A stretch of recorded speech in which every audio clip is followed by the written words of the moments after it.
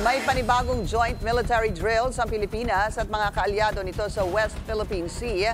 Kabilang dyan ang Amerika na tiniyak muli ang patuloy na suporta sa AFP sa ilalim ng Trump 2.0.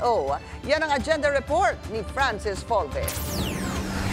Muling ipinamalas ng mga tropa ng Pilipinas, Canada at Amerika ang kanilang interoperability sa ginanap na ikapitong Multilateral Maritime Cooperation Activity o MMCA. Ayon kay AFP Chief of Staff General Romeo Browner, ginawa ito sa bahagi ng West Philippine Sea.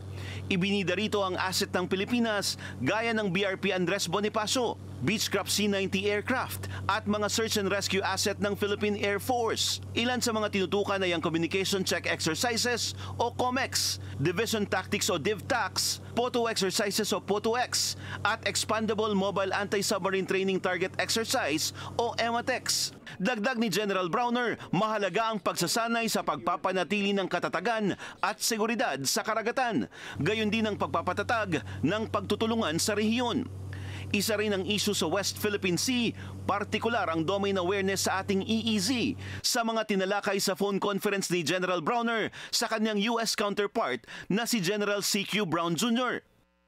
Sa level namin, we exchanged ideas on how we could move forward in making sure that we promote a rules-based international order and we promote also a free and open Indo-Pacific.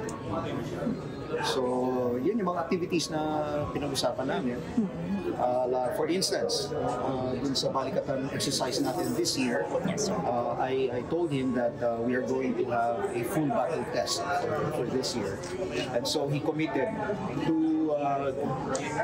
continuing the support of the U.S. Armed Forces to the Philippine Armed Forces.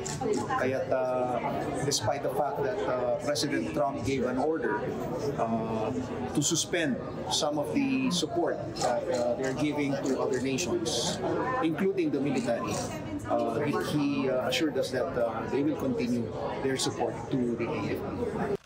Tuloy din daw ang balikatan exercises kasabay sa pagtulong ng AFP sa latag ng seguridad sa midterm election sa May 12. Bahagi rin umano ng modernization plans ang pag-acquire ng sarili nating submarine. Noong isang linggo, US at Japan ang kasama ng AFP sa isa ring pagsasanay. Pinaplansya na ang mga susunod na mga aktibidad kasama naman ang Italy, United Kingdom at France. Plano rin ng AFP na isama ang South Korea sa mga makakaalyadong mga bansa para isulong ang ligtas at malayang Indo-Pacific region.